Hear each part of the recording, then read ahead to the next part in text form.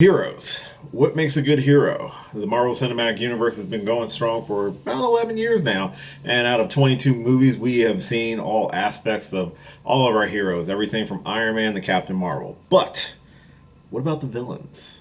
That's what I'm here to talk about today. This is my list of the Marvel Cinematic Universe villains ranked from best to worst.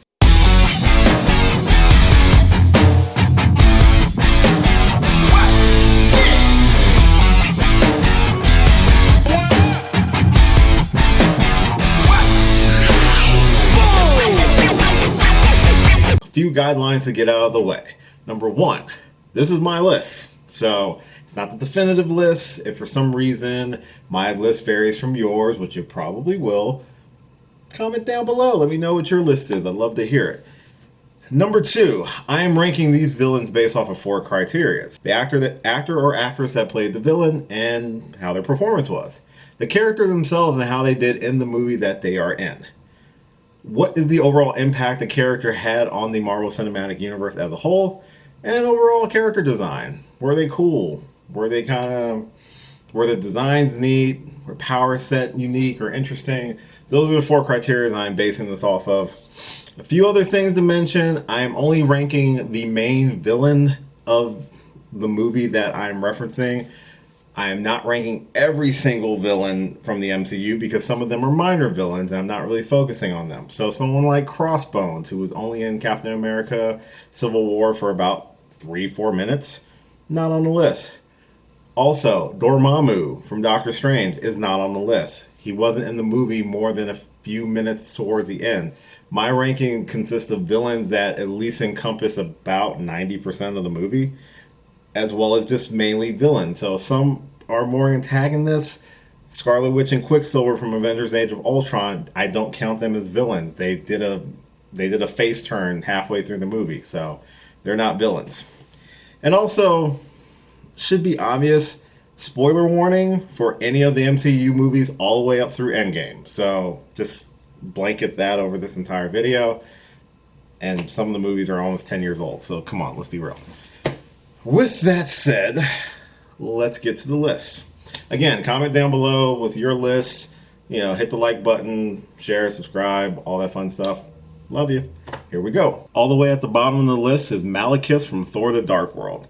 Should really not be a difficult explainer. Christopher Eccleston, who played Malekith, really wasn't into the role. His performance was okay, average at best. The character unfortunately didn't have much to do in the movie. He was basically dispatched very easily, very forgettable, not a lot of impact on the entire MCU as a whole. The only real casualty from Thor: The Dark World was Frigga, and Malekith wasn't even the one to give the fatal blow. It's really more so Loki and the Balrog's fault that she died. So Malekith, you even had an Infinity Stone and you couldn't get the job done. So sorry, dude. Very forgettable villain.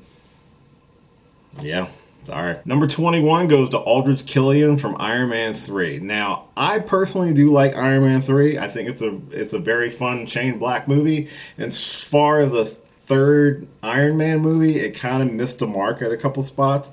I do like Guy Pearce as an actor, and I did enjoy elements of his performance, but as a character, he was just kind of dude in a suit. And let's be real, a lot of people were upset about the Mandarin switch, which I personally wasn't one of the people who were really upset over the switch. But to go from potentially your Iron Man's greatest villain to a guy in a 2-piece suit wearing loafers who can kind of breathe fire, kind of a downgrade. I think people were hoping for more of an upgrade. And let's be real, dude, you got beat by Pepper Potts and yoga pants, so sorry. A little bit you are better than Malekith, so I'll give you that. So number 20 is actually our newest villain from Captain Marvel. This goes to Yon-Rogg and the Supreme Intelligence. And I use the term villain very loosely because I enjoyed the Captain Marvel movie to a degree. I felt it could have been stronger, and I think part of that was because there wasn't really a central villain in the movie. It was led to believe it was going to be the Skrulls, but then there was another twist that it really wasn't the Skrulls, it was actually the Kree, and Yon-Rogg was the one messing with their memories, blah, blah, blah, blah, blah, which is in the comics, it's nothing new, but he wasn't really in the movie all that much. and you kind of knew he was a dick from the start. So it really wasn't even like a good hiding that he was the one causing all the problems. And then when they finally get down to him and Carol's fight, she beats him in 2 seconds, which is hilarious, by the way. But just as an overall impact on the MCU as a whole, again, not much. Even in his own movie, not much. The whole villain factor wasn't even the biggest part of that movie. It was all about Carol rediscovering who she was. So, I hate to say it, but you're number 20, bro. And the Supreme Intelligence, too. I just looped them all together. Number 19 is Caecilius from Doctor Strange. Like I said before, I'm not ranking Dormammu as the villain for Doctor Strange. Caecilius is the main antagonist or the villain of that movie. Dormammu is only in the movie for a few minutes. I do like Caecilius' design. I think the eye effect is really cool. I really enjoy Doctor Strange because it does bring a different flair to the MCU with the magic and the martial arts. I think it looks really good. Mads Mikkelsen had a blast with the movie, so I really give him props for his performance. But unfortunately, the character himself, the character of Caecilius, was in it at the beginning, disappeared for about an hour, and then comes back and really doesn't do much. He does kill the Ancient One, which I give him props for because he actually does something in the movie. And in a way, he does have some sort of impact on the future of at least Doctor Strange because it forces Strange to realize what the Ancient One was doing and to confront her on it. Similar, but doesn't stray to the path of darkness like Caecilius does. So he does have some effect on the franchise overall, but in terms of villains, there's a lot better ones out there. Number 18 is Alexander Pierce from Captain America, the Winter Soldier. Alexander Pierce is one of a handful of non-superpowered villains on this list, and I loved Robert Redford's performance in this. He's smooth, he's calculating. You really don't see it coming until you get to the actual reveal that Hydra is within S.H.I.E.L.D. and Pierce is their leader. He's very charismatic and convincing. Robert Redford is a great actor, and I thought Pierce's performance against Nick Fury, Samuel L. Jackson, was really good as well. In terms of villainy, though, as a character, didn't have any power, didn't have a lot of impact. The most impact he had was being the head of that sect of Hydra and potentially almost wiping out a lot of people. So he does have a lot of impact on the series and the franchise as a whole. More so, Hydra was the one that really had the most impact in terms of helping with the destruction of S.H.I.E.L.D.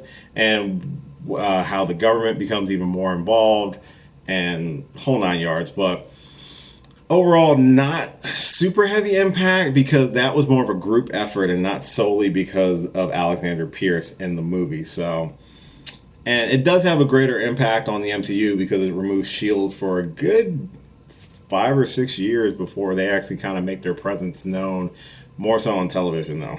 So, number 17 is Ronan the Accuser from Guardians of the Galaxy Volume 1.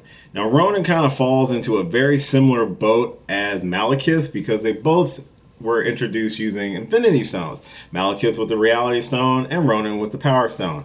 Ronan's character design to me is a lot stronger than Malekith. He has a little bit more of a presence in his movie compared to Malekith did in Thor: The Dark World.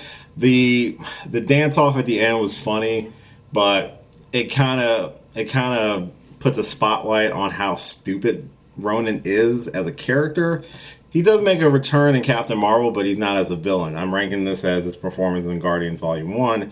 He does have a major impact. He has a major impact on one or two of the characters within the movie. In terms of overall global scale for the rest of the MCU, not a whole lot because he's easily dispatched when the Guardians unite as a whole. But he is a better, well-rounded villain to me than Malekith, which is why he's a little bit higher on the list than Malekith is. I do like the design. I like the presence that Lee Pace gives in his performance of the character. But I think you could have done more with him. Like a lot of these villains, you could have honestly done more. All right, number 16 is the Abomination from The Incredible Hulk. Now, when I did my rewatch of all the Marvel Cinematic Universe movies leading up to Avengers Endgame, I hadn't seen The Incredible Hulk in a long time, probably since it actually came out back in 2008. And surprisingly, I actually liked that movie a lot. I was surprised how much I liked it. And Neil Blomsky's character in the movie, you don't really see his slow decline into madness. And this is also before it became so apparent where the villain's powers were just the mirror image of the hero's power. So Abomination was just as strong as Hulk. They had a really good fight at the end. Blonsky overall, just the slow decline was really effective, and I liked the performance that they gave in the movie. Character was fine. I think he's a lot stronger than even some of the newer villains. Maybe we'll get him back in a later film, but we know he's still alive. But who knows? He's probably floating on the raft someplace. I don't think he got snapped. Number 15 is Yellow Jacket, Darren Cross from Ant-Man. So I do like Yellow Jacket. I thought the suit design was fantastic. I thought Darren Cross as a character, there's a little bit of sympathy there because they even make a point to mention that his helmet's not shielded, so his slow descent into madness and insanity is probably because of the negative reaction of the pin particles that he's trying to use. But I think he's funny. He has a good presence about him. I think his participation in the final fight with Ant-Man on the miniature train set was really well done. Overall impact, again, a lot of these villains don't have a major impact on the MCU as a whole, but I think if anything more than the design of his suit is why Darren Cross is so much higher on this list. Plus he's entertaining to watch. I forget the actor's name, but it was a lot of fun, and that's why I like Yellow Jacket. I think he's a really good villain. Number 14 goes to the Ghost from Ant-Man and the Wasp. Now, I ranked Ghost slightly higher than Yellow Jacket. It was a toss-up between those two, obviously, because both of the movies are right next to each other. Ant-Man and the Wasp, unfortunately for me, was kind of forgettable. I've seen it like 2 or 3 times, but then if you ask me like specifics from the movie, I will probably blank out on half of them. It's still a fun movie. I don't think it's a bad movie. I just think it's not as strong of a sequel as I think the first one's better. But Ghost, I love the power set of Ghost, how she's able to phase in and out of I guess, reality, or, she's allowed to phase through walls and stuff like that. So it gives really cool action set pieces when they do that. And the character, her performance was really good, and the character as a whole was one of the ones where you kind of feel sympathy for the character, because she was made into that because of Hydra, and Shield with Hydra mixed in. She was made to be an assassin, so that's not really her fault. So there's some sympathy for the character. Also, she survived, so maybe we'll see her come back in more of an ally role instead of an antagonist. But the power set alone and the design of the costume I thought was really cool, and it was different from the heroes in the movie, which just made it much more interesting than just seeing somebody else who can grow and shrink. We got another oldie here. Number 13 is Whiplash from Iron Man 2. Iron Man 2 is not a good movie. Let's get that out of the way right now. I don't hate it. I like a lot of elements to it. Mickey Rourke's portrayal as Whiplash was hilarious. I loved it. I want my bird. That's funny to me. The power set was different enough for the majority of the movie to be interesting. However, the trope and the issue that I have with it, and why Whiplash is where he is on this list, he was unique enough that he wasn't exactly like Iron Man, but they fell into that trap with Act 3 when he just literally had another Iron Man suit with whips on it. So that's my negative for Whiplash, but Mickey Rourke's performance and the overall initial power set is why I rank Whiplash so high on the list. It was fun. It was fun to watch, especially for a movie that was very disjointed and had a lot of issues anyway. Number 12 is our other non-powered individual. Well, actually, no, there's one more. I think there's at least 1 or 2 more. But number 12 goes to Zemo from Captain America: Civil War. Now, Zemo, people are going to agree, probably going to disagree with me on Zemo. Zemo has no powers. His plan was completely ridiculous. You didn't really necessarily need him in the movie. The main reason I rank Zemo so much higher on this list is because we're starting to get into the villains who had somewhat of a major impact on not just their own movie, but on the MCU as a whole. Because of Zemo, as little or as much involved as you think his actions were, he did play a major role in the Avengers and the Avengers falling out and their separation and the Sokovia Accords being ratified, even though he wasn't the initial cause. His framing of Bucky Barnes to stoke the flames of concern from the general public, all because he wanted revenge on the Avengers because of what happened in Sokovia. He played a major role in that. He's still alive. He could potentially give more to the villains of the MCU in terms of his planning, his execution. His execution is very rocky, admittedly, but I don't think that's the character's fault. That's more kind of how the movie paced it. The movie does try to make strides to say, yes, Zemo is the cause of this, and this is his fault. But we know the rift was really between Iron Man and Cap anyway.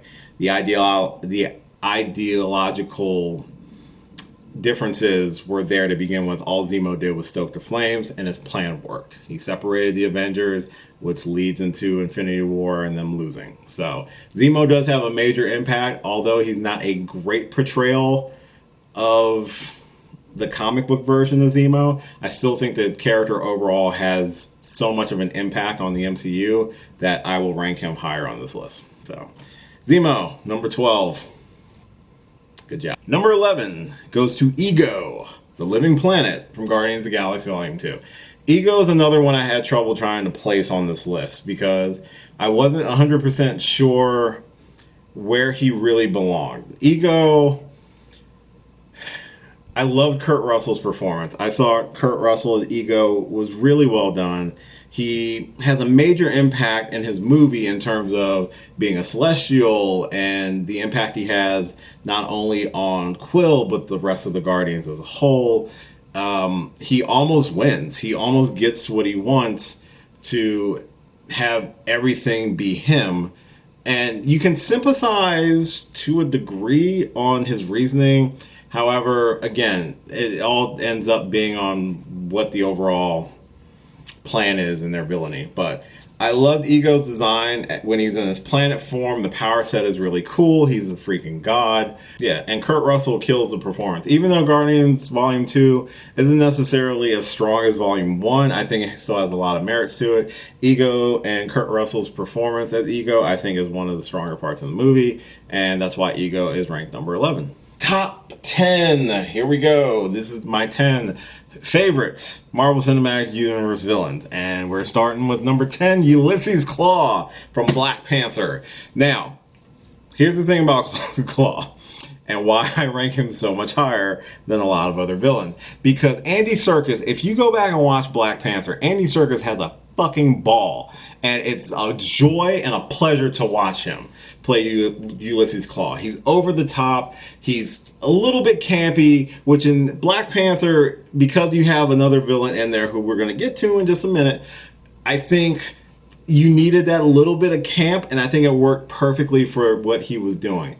Yes, you can argue with, some people will be like, well, if you're using, Klaue, why aren't you using Dormammu? Because they were both only in the movie for about, X number of minutes. They're not there for the entire movie. Klaue still has a major impact. He was one of the driving forces to some of the events that took place in Black Panther, previous actions up to that point. I also have to factor in a little bit of Avengers Age of Ultron, where we were first introduced to him. He was the one who gave Ultron the vibranium and set in motion some of the events that led to the Sokovia Accords. So, as a whole, Klaue does have a lot of impact on the MCU, especially in Black Panther.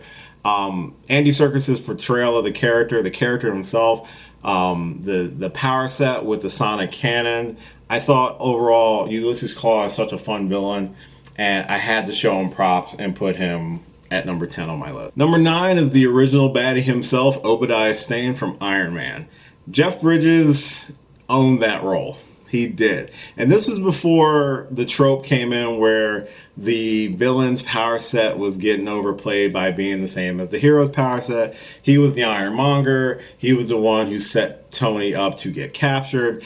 If it wasn't for Obadiah Stane, we would have not been where we are now. Iron Man would have never been born, and Tony would have never seen the destruction that his weapons are causing the world to change his ways. So, of any villain, Obadiah Stane is very much responsible for the course of the MCU, all based off of his actions in the first movie. He was cold. He was calculating. Jeff Bridges gave a great performance. You really didn't see the twist coming until it was revealed, which shows how good of a performance Jeff Bridges gave and how menacing and dangerous Obadiah Stane is as a villain. And his impact overall on the entire MCU cannot be understated. So, and also the Ironmonger suit was pretty cool for the time. I mean, the suit, and there's a lot of other suits on the list that are a little bit stronger, but I did like the suit design. It was just a bulkier version of the Iron Man suit. But Obadiah Stane at number 9, he is literally the godfather. If Iron Man is the godfather for the heroes, Obadiah Stane is the godfather for the villains. Number 8, potentially another controversial choice, Ultron from Avengers Age of Ultron. I understand Ultron, Age of Ultron is not necessarily the best movie ever. It's not even probably in top 15 for most people's list. And a lot of people think Ultron was too campy or too funny. I personally like some of the campy villains, obviously by my choice of Ulysses Claw. But Ultron was cool. I liked it. James Spader's performance as Ultron, it was entertaining, it was engaging, it was mesmerizing for myself. It kept me engaged in the story. He was funny, he was dangerous, he was menacing. Ultron's design, his overall evolution for each stage was really cool as well. And come on, impact on the entire MCU. He caused Sokovia basically to become a meteor. He was integral to the creation of Vision, who became a major player in the later movies. I mean, Ultron as a whole, how Obadiah Stane was important to starting Iron Man's journey. Ultron was basically important in starting the journey to Thanos. He was the spark that started the rift in the Avengers, and that rift was important for another villain that's coming up to be successful. So hats off to Ultron. I think he's underrated, and I think he deserves a little bit more love. So Ultron's number 8 on my list. Yeah. Number 7, my personal favorite villain, actually, the Red Skull from Captain America: The First Avenger. Captain America: First Avenger is probably one of my favorite MCU movies. I think it's super underrated. People used to make fun of it because they thought it was just a stepping stone to the Avengers because the Avengers was so huge. But if you get a chance, go back and watch that first Captain America movie. That's so good. I mean, everybody's performance is great. And I thought Hugo Weaving killed it as Red Skull. He was, like a lot of these villains within my top 10, they're very charismatic. They're engaging. They're mesmerizing when they bring you in. You love watching them do what they do. And Red Skull's campy, but he's still dangerous. He plays a major role in Captain America going into the ice. Obviously, he's the one who first introduces us to an Infinity Stone and the Tesseract. He has a major impact as a whole because without him, we wouldn't get Captain America in the future. So maybe not as strong as in terms of impact, not as strong as some of the other ones, but that design for Red Skull, the skull face, the helmet, everything, I thought it was beautifully done, and it was a surprise to see him return in Infinity War. And you didn't see that coming.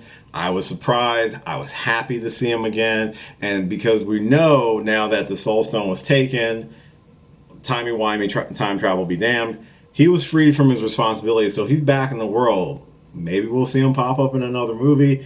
That's something I'm looking forward to. But Red Skull, number 7. All right, so my number 6 is the Vulture from Spider-Man: Homecoming. Michael Keaton, again, I'm going to say this a lot for the next 6 choices. His performance is great. It's fantastic. He's menacing without being over the top. You see him as a legit threat. You are terrified when he's giving Peter the speech in the car. You think he's going to shoot this kid. He didn't, luckily, but you can't argue with his motivations. He was slighted when he was just doing a job, trying to provide for his family. He's a villain. He's a villain out of need, out of necessity. I don't think he wants to do bad things. He doesn't seem like he wants to do bad things. He just wants to be there for his family. And the fact that Peter saves his life at the end, he sees, okay, I'm not going to rat him out because I owe him. I owe him my life.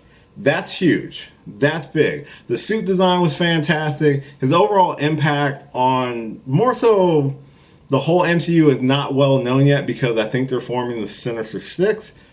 Potentially. Character motivation. The performance as a whole. That's why the Vulture and the suit design. The suit design is great. I'm glad he's still alive.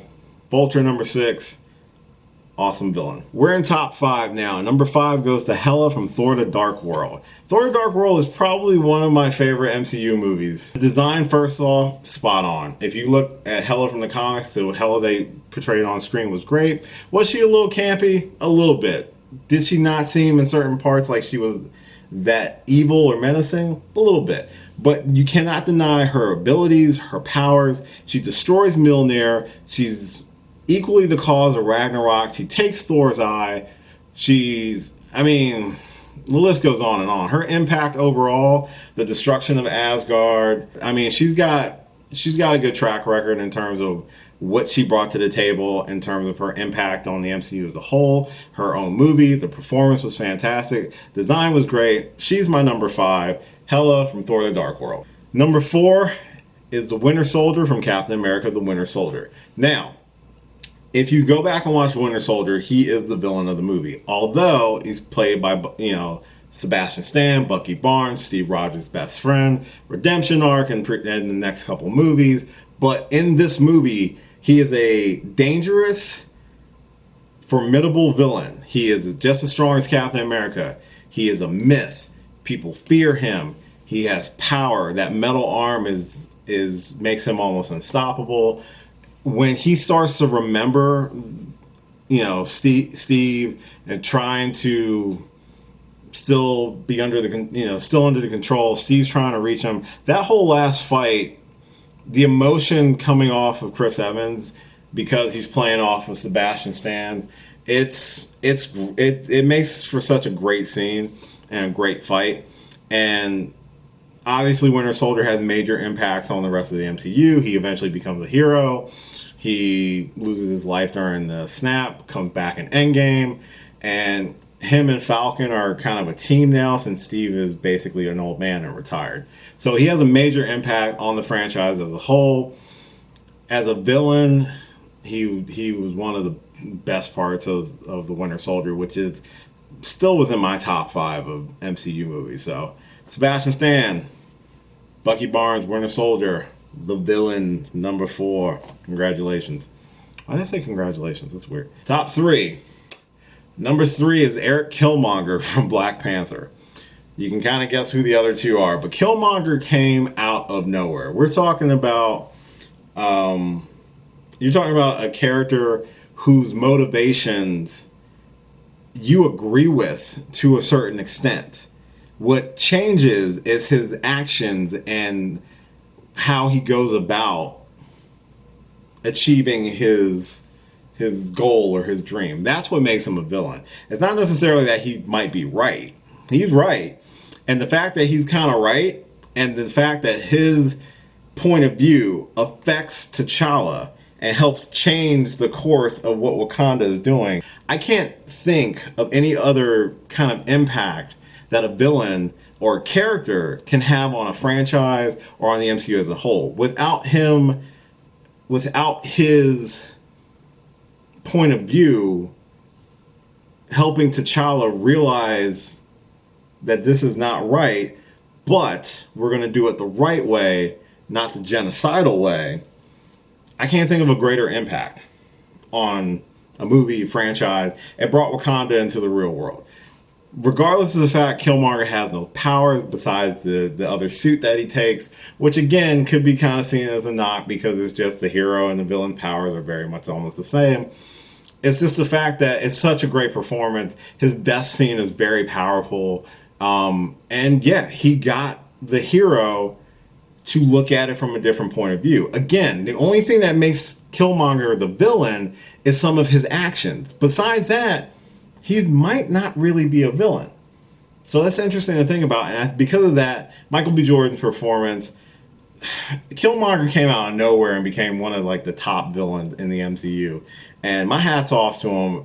Ryan Coogler, the entire cast, that performance was fantastic. Number 2, and this was kind of hard, and it's still a little hard, but number 2 is Loki from the Avengers. Now, obviously, Loki has had such a big impact on the MCU. He has been a villain in Thor, and he's been an anti-hero in Thor the Dark World, Thor Ragnarok, Avengers Infinity War. It's an understatement to say Loki has had an impact on the MCU. He's basically interacted with so many characters. Tom Hiddleston's performance as Loki throughout the years is some of the best parts of the first Thor movies. And the relationship between Thor and Loki, especially getting into Thor Ragnarok and Infinity War, it shows you that they care about each other, that they're brothers. Even though they see differently, and even though Loki has tried to kill Thor on a number of occasions, there's still a love there. And that's interesting when you see a villain, but I'll judge them based off of just the Avengers. So as a character and an impact, you got to look at everything. But in the Avengers, Loki was such a fun villain. I thought he did a really good job. He was a good foil for the Avengers. If you go back and watch the first Avengers movie, he does have an interaction, I want to say, with almost every single Avenger of the core 6. He has a standoff with Cap, obvious relationship with Thor. He has a one-on-one with Iron Man. He gets beaten up by the Hulk. He has a conversation with Natasha. He brainwashes Hawkeye. So his impact, even in just that movie alone, is so great. He comes back to steal the Tesseract. He is the one who leads the charge of the Chitauri through the wormhole. He's the cause of the Battle of New York, which opens up the entire galaxy of the MCU to the Earth and to everything that we got going on. Loki is still one of the best villains in the MCU. If you're looking at for a benchmark of a performance from an actor, as a character, someone who embodies the character as a whole, Tom Hiddleston his portrayal as Loki will go down in history as one of the greatest villain performances of all time. So will this person. Number 1 is Thanos from Avengers Infinity War, Avengers Endgame. Of all the villains on my list, if you talk about someone who had the greatest impact on the MCU as a whole, it's Thanos. He won in Infinity War. He won. Couldn't stop him. He's the man.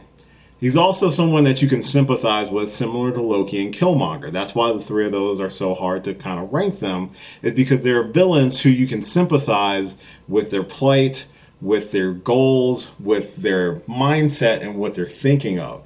The difference being is their actions. That's the only thing that takes them from being a hero to a villain. Most villains are the heroes of their own story, obviously, and Thanos embodies that like no other. He even says, I'm the only one who can see it, or at least I'm the only one with the will to act on it. He thinks of himself as a hero. He thinks people are going to praise him for genocide. That is a madman. And that is someone who is dangerous. And obviously that danger knows no bounds than when he assembles the Infinity Gauntlet and snaps half of the universe out of existence. And even in Endgame, when they're going up against 2014's Thanos, he's going toe-to-toe with the Avengers with no Infinity Stones, no Gauntlet. He is a dangerous villain. He is charismatic. He can lead armies. And his impact is completely understated. There's nothing that you can say he has not had the greatest impact on the MCU as a whole. The Mad Titan Thanos is my number 1 villain of the Marvel Cinematic Universe. It sounds a little cliche, but sometimes the obvious choice is the right choice. That was fun. So, that is my list of the MCU villains ranked from worst to best. Do you agree with my list? Are some of the choices I've made, do you disagree with? Comment down below. I'd love to hear from somebody about this and get your thoughts and your opinions and your list. What did you think of the villains of the MCU over the course of 11 years? Where would you rank them? Let me know. If you've watched this entire video, thank you. It's probably going to be about 30 minutes long if I'm right, maybe. But I hope you enjoyed it. I had fun making it. I have a list, and I've been sitting here for like ever, not here, because I'm in a hotel, but I've been working on this list for a month or so, and I'm very happy with the choices I made. I hope you are too. Again, thank you so much for watching. Like, subscribe, all that fun jazz, comments. I love you. Catch you next time. Hey, thanks so much for watching this video, and you made it all the way to the end. Aren't you special? If you did like this video, if you don't mind, give me a thumbs up on the description. As well, if you click on my face right over here, you can actually subscribe to the channel for more videos. And if you've got a few minutes, why don't you check out a video or two that are floating on the side right here. Later.